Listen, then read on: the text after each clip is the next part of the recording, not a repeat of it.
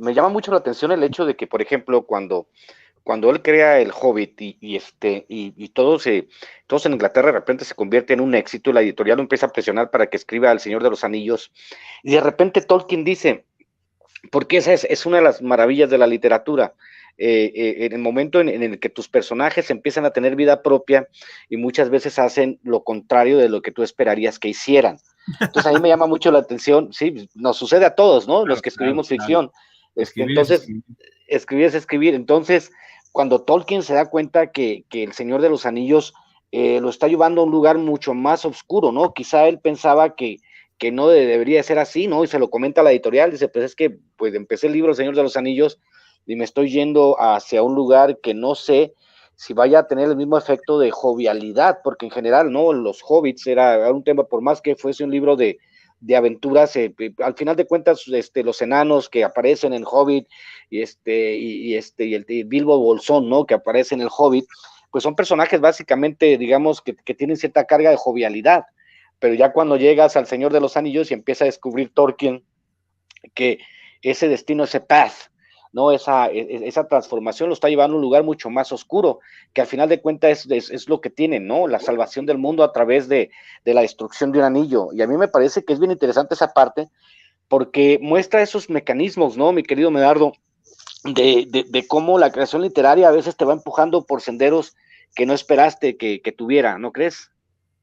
Sí, totalmente. Y acabas de tocar tres temas que son capitales para tratar de acercarnos a la comprensión de Tolkien, porque comenzando con esto de la literatura infantil, Tolkien decía que la literatura los libros tendrían que ser para niños como la ropa, antes que te queden grande que chicos. Y él decía que cuando el niño encontraba un libro que parecía dirigirse específicamente a los niños, le causaba molestia. Y entonces decía Tolkien, mejor que la obra literaria quede allí y que al principio el niño solo medio la conozca y la medio comprenda, pero que con el paso del tiempo pueda adentrarse en el fenómeno literario. Y en esa medida Tolkien comienza escribiendo El Hobbit primero como las lecturas hacia sus hijos a lo largo de los años, pero luego no solamente los hijos van creciendo, sino que cuando llega después de la muerte del dragón, Tolkien va a pensar, va a quedarse pensando, y nótese algo, Tolkien no estaba escribiendo pensando que deberías lo fueran a publicar,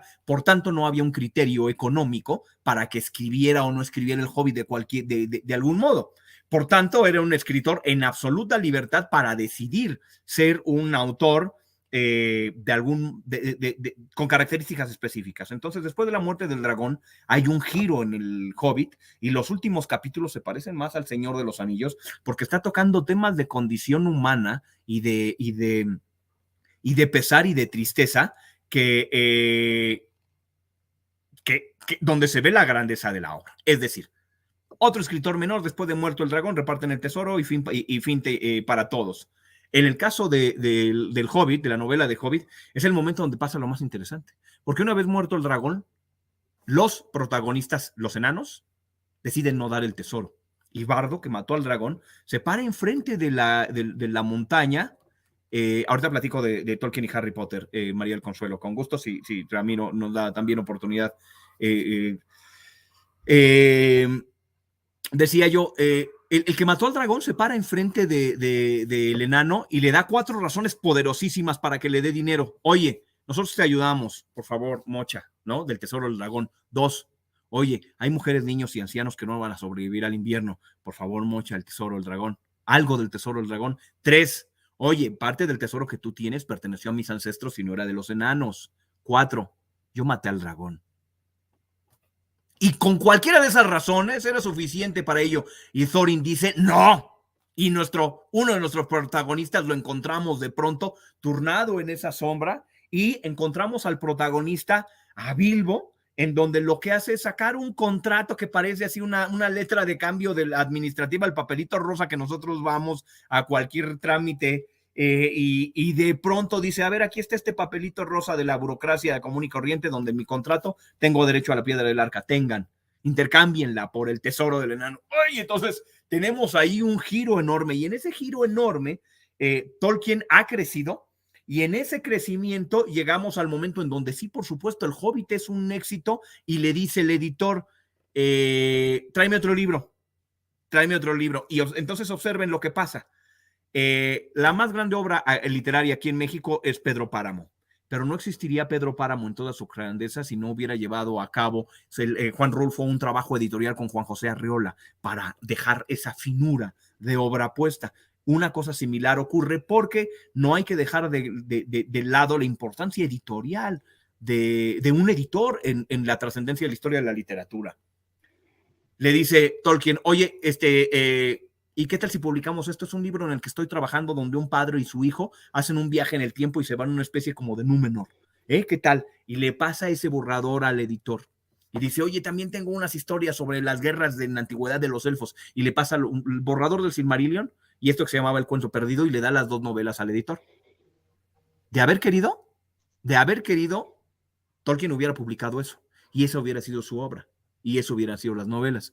Pero el editor las lee y dice, no, campeón, ¿sabes qué? Dame más hobbits. Si quieres por razones económicas.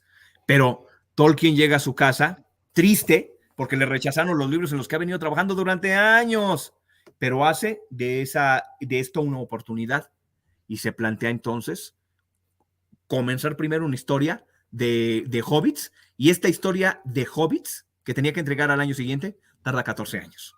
Pero cuando entreguen 14 años es una obra maestra de la literatura universal, donde incluso el mismo Tolkien ya compara los estilos infantiles y el adulto, que es donde comenzaste tú. Y por ejemplo, en un momento del Hobbit está Bilbo todo nervioso con Gollum que se lo quiere comer y dice Tolkien como autor, claro, ustedes como lectores no están preocupados porque hubieran podido resolver este acertijo sin tener que ponerse el sombrerito de pensar. O sea, el autor está platicando con el lector todavía en un tono condescendiente e infantil en la parte primera del Hobbit.